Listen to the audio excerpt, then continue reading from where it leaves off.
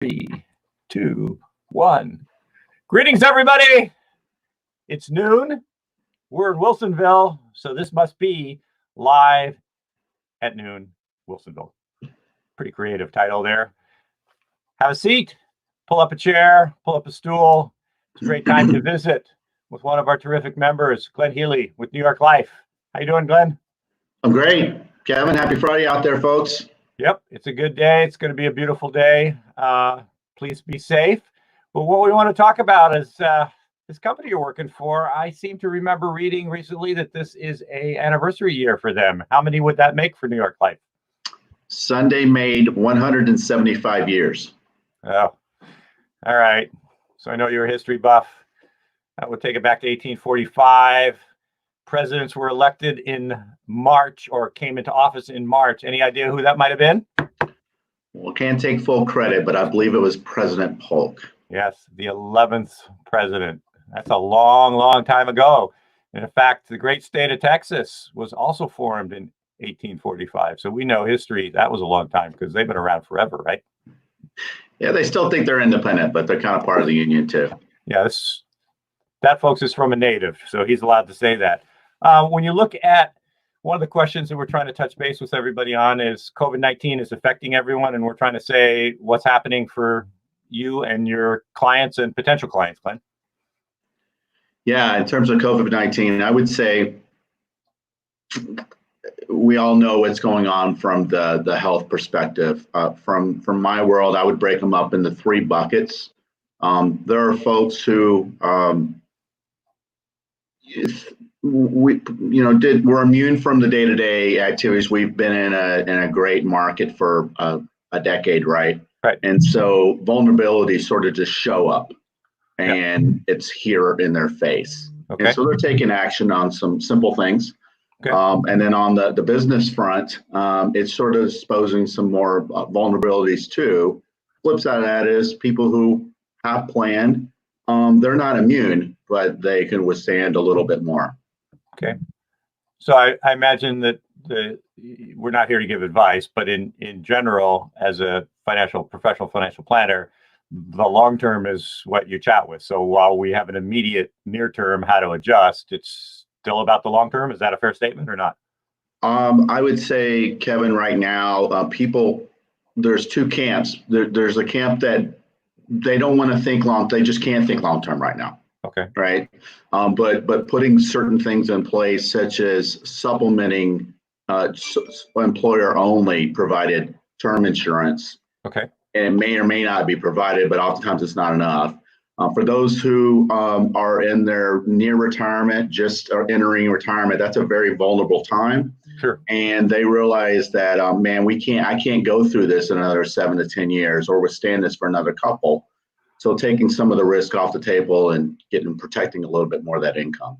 Okay. And certainly in times of high stress, having that professional voice to bounce it off of so that we're not talking to ourselves and talking us into or out of something, it's great to have that professional conversation. Yeah, absolutely, Kevin. Kevin, I broke up just a second. Yeah, and the same goes for me, right? I think living in a silo, and it's easy to do that right now, all of us, right? And so I equated to think about teaching hospitals. Your physicians there are considered some of the best in the world, right? Okay. Well, they don't operate in silos. It's designed not to. And so I think it works well in anybody's profession, especially mine. Well said.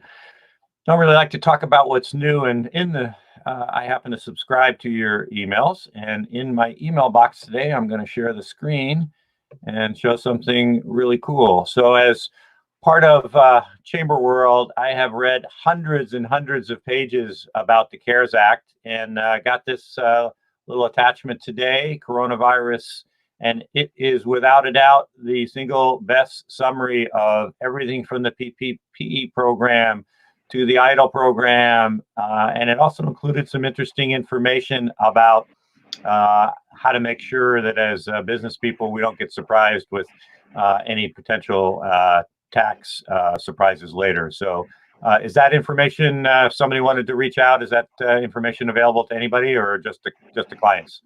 No, it's a client facing, public facing document, so they can certainly reach out. Yeah, and again, you can find a lot of stuff on Google, but that was exceptionally well written. There's no commercial in it. It's just great information. As we are wrapping things up here, when you look at the best way to contact you, let's kind of touch base on that one. Actually, I think it's right there. Look at that. We've got Glenn Healy. We've got an email address. We got a phone number. And what's about the Zoom meetings? So we've heard about telemedicine from some of our members. Yeah, I don't think in our business, at least, I don't think we're going back in terms of. I look forward to more, in person, face to face. I know we all do. That said, it's a very convenient way to get a lot done, and I would say there are some advantages to Zoom, not just from a convenience factor. Sure. Secondly, they can see my screen. Yeah, they can see the numbers, they can see the math, and it pops out more relevant wise in terms of. Versus it's just a whole different way of showing things that people resonate with. Yeah. And I mean, time pressures. We have real safety issues now, health safety issues, but we're all living in a very interesting time, and none of us have the crystal ball, but it's safe to say that some of what we're doing now is going to carry over, and we're going to learn new ways to interact with folks and provide them with the service levels they need, right? Absolutely. I mean, it's a disruption in the business world where there are good things that come out of disruptions. Yeah. At the end of the day. And going back as a 175-year-old company, it's amazing to think about all the kind of disruptions. In fact, in the other attachment, which I didn't reference this morning, very interesting historically to look at. While this is an unusual time, certainly, we've never had something like a pandemic to this scope in recent history. It's certainly not without cycles in business, and that's kind of what you guys have lived through as New York Life for a long time, I would say, right? Yeah, so there's a timelines with New York Life.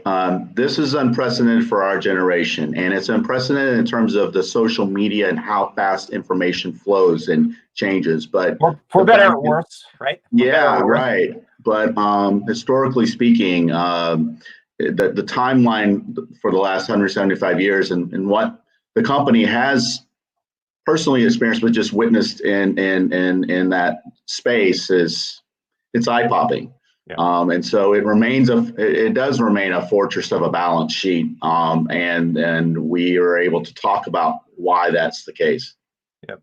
So Glenn's a chamber member. He's also one of our great ambassadors. And when we do introductions, he talks about New York Life as being wonderfully boring, which is true. It's a good thing. Boring, but wonderfully boring. We appreciate you taking time today, Glenn. Thanks very much for coming in. Stay safe. Thank you, Kevin. Take care.